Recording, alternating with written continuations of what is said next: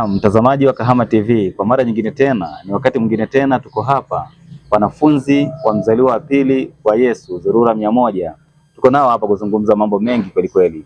Na kipindi cha nyuma tulikuwa tunajadili mambo mengi kuhusu namna wazungu walivyokuja hapa duniani, tukajadili vitu vingi tu, lakini kwa siku ya leo tunaenda kujadili wachungaji na pesa. Mimi naitwa David Kiluzia, niko pia na Boniface Mayunga hapa, ambaye ndio atakuwa msimulizi wetu hasa kwa dakika hizi zote ambazo tutakuwa hapa, na mengi zaidi atasema yeye kuhusiana na wachungaji na pesa.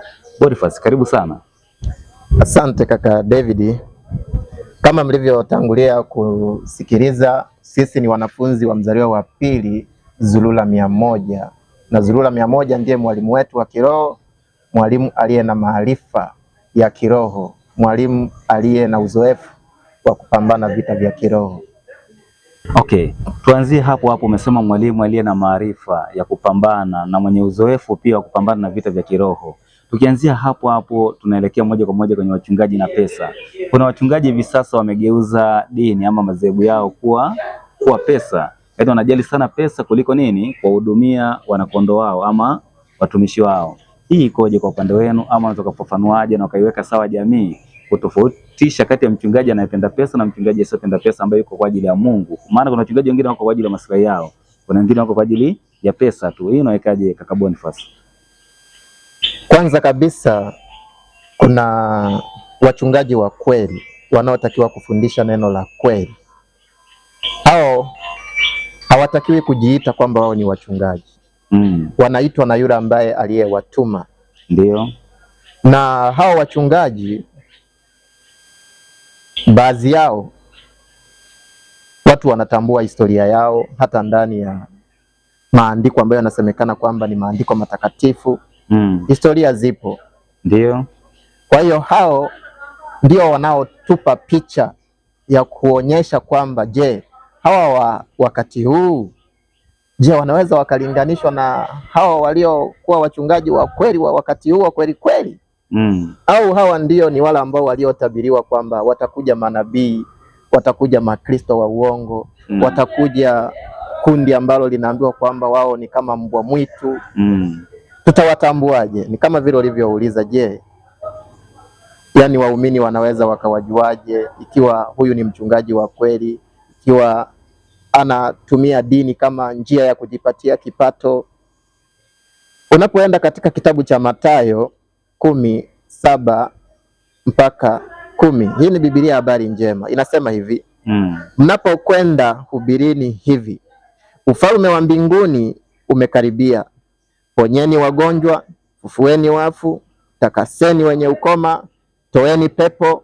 Mmepewa bure, toeni bure.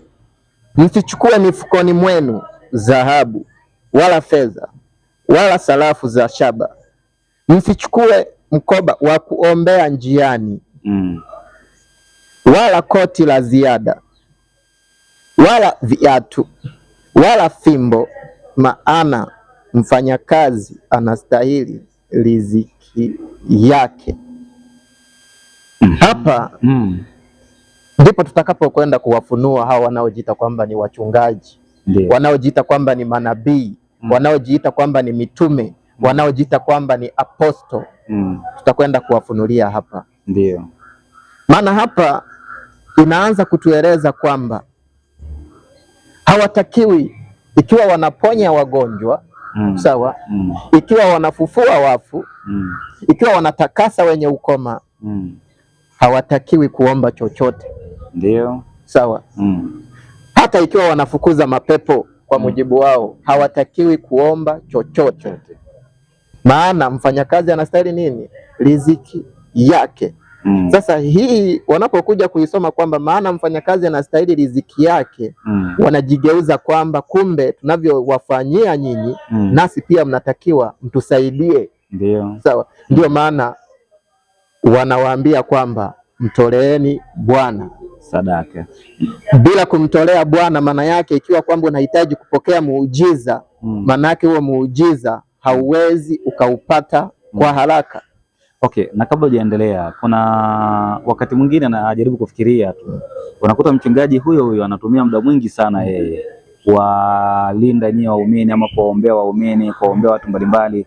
Kwa hiyo nafikiri inaweza kuwa sahihi yeye kuambia kwamba toeni sadaka ili yeye pia apate kuishi, kwa sababu muda wake mwingi atumie kutafuta riziki, ila anatumia kuwaponya, kutoa mapepo na kufanya vitu vingi tu vinavyohusiana na Mungu. Hii inakaaje hii? Anayetakiwa kupewa, kuhudumiwa kama unavyosema ni yule aliyetumwa. Sio yule anayejiita. Ndio. Yule aliyetumwa afundishe neno. Na yule aliyetumwa yeye hana haja ya kuwalazimisha. Sawa? Lakini unapoangalia katika hiyo mikusanyiko watu wanapewa bahasha. Sawa? Ndio.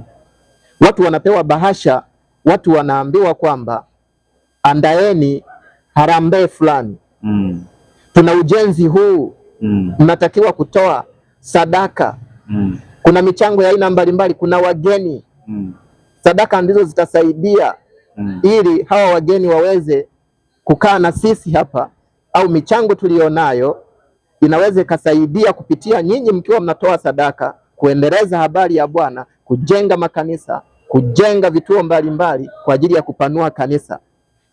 Okay. Lakini kumbe ndani mwake ukija ukachunguza, huyu anayesema hivyo sio mchungaji wa kweli. Yaani anawaibia waumini. Okay. Tutamtambuaje kwamba wewe ni mchungaji wa kweli na si mchungaji wa kweli? Hapa nasi ndio kipengele kikubwa. Ndio. Tutamtambuaje? Namna ya kumtambua nimetoka kusoma hapa. Sawa. Yaani, na ndio maana ukiangalia vizuri katika hiyo mikusanyiko, hata wanapotangaza makongamano, hata wanapotangaza hiyo miujiza yao, wanagusia vitu hivi kwamba wenye ukoma, vipofu, viziwi, wenye mapepo ya kila aina waje, na Yesu atakuwepo kwa ajili ya kuwatendea muujiza. Sawa. Na ndio maana watu wanaenda kwa sababu ya matatizo, wanaenda kwa sababu ya changamoto walizonazo, ili waende wakasaidiwe na huyo wanayemwamini kwamba labda kupitia mchungaji huyo na kupitia Yesu anayemwamini anaweza akapokea muujiza. Ndio. Lakini kumbe sio mchungaji wa kweli, na hapa ndipo kwenye utata sasa kwamba namna gani wakati kundi la watu wengi wanaojiita kwamba ni wachungaji wanamtumikia Mungu, wanamwamini Mungu. Sasa wewe unaweza ukasemaje kwamba huyu sio mchungaji wa kweli? Sasa sababu ipo.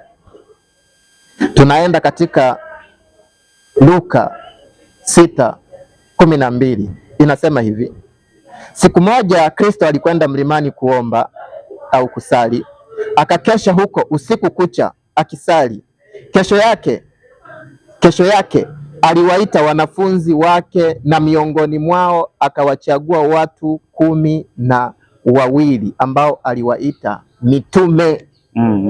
Sasa hawa wanaojiita kwamba ni wachungaji, mitume, manabii, bishop, maprofesa, aposto, wamechaguliwa na nani?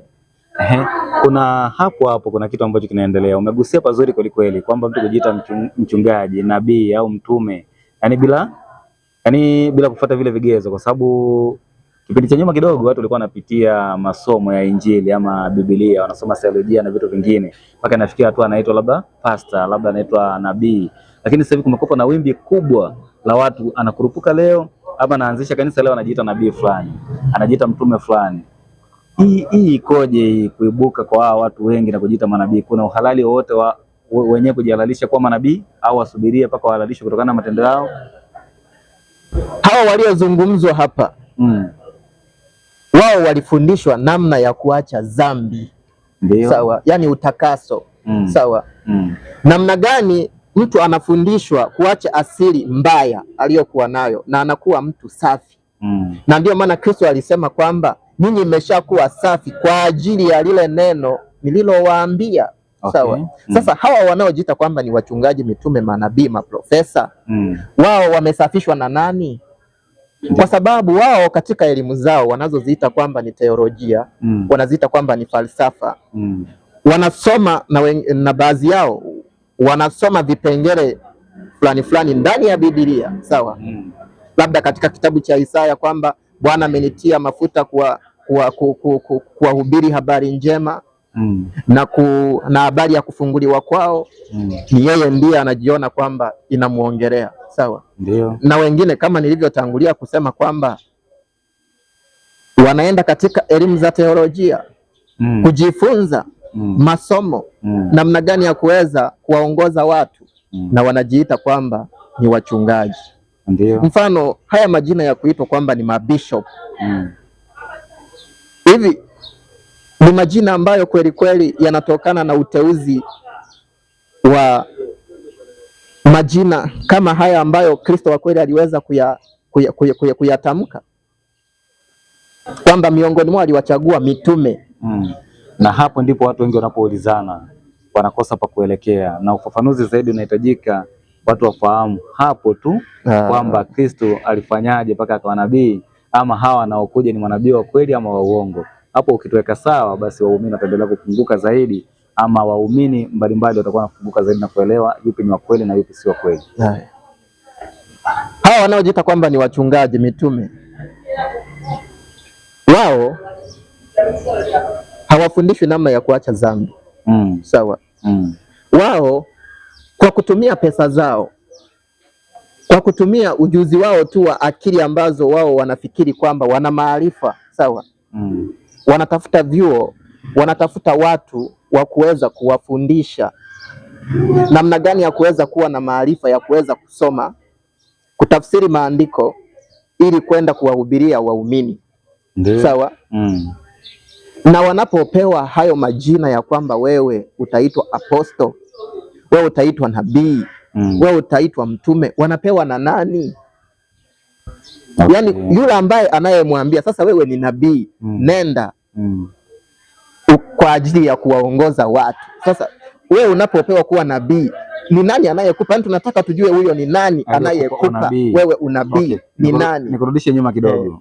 Zamani mpaka watu wanapewa nabii, walipewa na nani? Na hivi sasa wanaojiita manabii wanastahili kupewa na nani wa nabii? Kwa sababu hapa tumesoma kwamba Kristo alienda kusali. Sawa. Akawachagua watu 12 ambao aliwaita nini? Mitume. Ndio. Na hawa mitume sio kwamba ni Kristo yeye mwenyewe kwa uweza wake. Tunasoma hapa Yohana 17:6 nasema kwamba nimekufanya ujulikane kwa watu wale ulionipa kutoka duniani. Walikuwa watu wako, nawe ukanipa wawe wangu, nao wamelishika neno lako. Amen. Hawa ni wa Mungu hawa. Ina maana Kristo yeye aliwadhihirisha sasa. Sasa hawa wanaochaguliwa kwamba utakuwa mtume, utakuwa aposto, utakuwa nabii. Sasa unachaguliwa na nani? Okay. Sawa. Kwa sababu samahani kidogo. Kwa sababu ukichunguza katika uteuzi wao, hiyo elimu wanayoenda kuisomea imeletwa na nani? Na binadamu wenye maarifa pia. Lakini pia wengine wanafuata misingi ya Biblia, wengine wanafuata yale maandiko yaliyoandikwa kwenye Biblia, na ndio maana wanaenda kusomea ili kuweza kuhakikisha wanafanyaje? Wanakuja kuwachunga kondoo wao ambao ni waumini. Unajua maana ya teolojia? Hebu tufafanulie kidogo hapo. Yaani teolojia. Yaani hii ni elimu ambayo imeletwa na watu. Ndio. Sawa.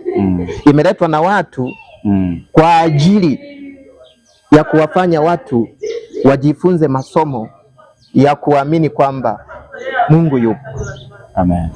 Na mtazamaji, bado tuko hapa tunazungumza na wanafunzi wa pili wa mzaliwa wa Kristo ama mzaliwa wa Yesu Zurura 100, na leo tunazungumzia kwamba mchungaji na pesa. Unajua kuna madhehebu mengi yameibuka na kuna dini nyingi zimeibuka. Wachungaji wengi sasa hivi wanaelekea kuwafanya waumini na kuwageuza kwa mtaji. Ndio maana leo tunazungumzia kwamba mchungaji na pesa. Na kama ndio mara ya kwanza unajiunga na sisi ama ndio wakati unajiunga na sisi, tambua kwamba mada kuu ni mchungaji na pesa. Mimi naitwa David Kiluzia, niko na Boniface Mayunga hapa ambaye ndio msemaji mkuu wa somo hili la mchungaji na pesa.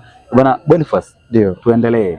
Sasa kuna swali hapa natamani tulizungumzia kidogo.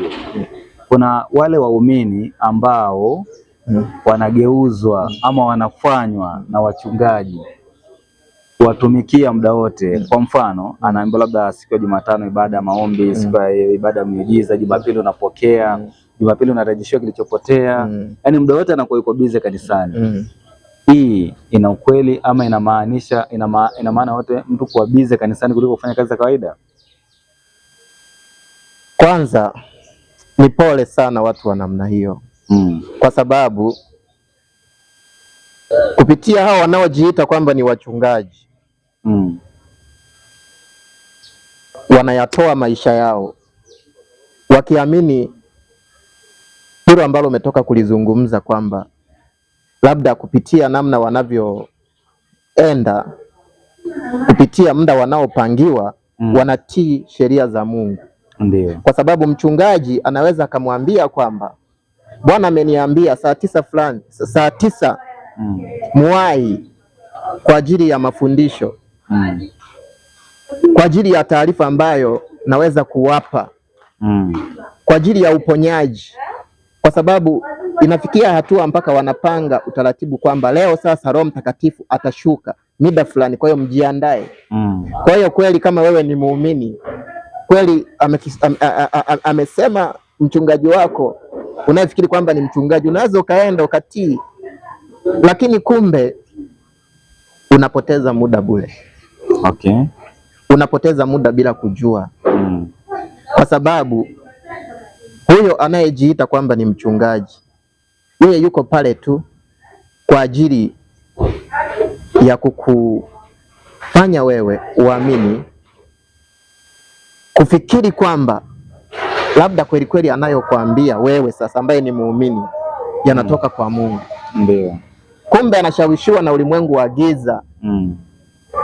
Kwa kujua aidha kwa bila kujua. Sasa na ndiyo maana wanapokuambia kwamba njoo mida fulani Jumatano, Alhamisi, Ijumaa, na unaombewa kwamba upate kazi mfano. Sasa utawezaje kupata kazi wakati muda mwingi upo kanisani? Sawa. Sasa utapataje hiyo kazi? Kwa sababu unatakiwa sasa uende utafute sasa. Ndio. Haya, unatafuta mme, sawa. Haya, mtu anakuambia kwamba njoo kwa ajili ya maombi ya kutafuta mme. Sasa kuanzia Jumatano, Alhamisi, Ijumaa, na wakati kila ukienda unapeleka sadaka. Sasa hizo pesa unazitoa wapi? Ndio. Sawa. Okay. Ndio maana wengine wanaingia katika hali ya kukopa, wanakuwa na madeni kwa sababu ya kupeleka labda maombi yake yasikilizwe, kwa sababu anapoenda hivyo hivyo bila chochote anajihisi kwamba maombi atakayo kwenda kuyaomba hayatakuwa na nguvu. Yani pesa inatumika kama vile ka nguvu ka kichocheo fulani. Lakini Boniface, maandiko anasema kwamba usiingie nyumbani mwa Bwana mikono mitupu. Hiyo na izungumziaje? Unaweza ukaingia na Biblia. Kwa sababu kuliko kuingia mikono mitupu, unaingia na Biblia. Ndio. Kwa sababu Biblia ni kitu. Unaweza ukaingia na Biblia. Lakini waumini wengi sawa, hawasomi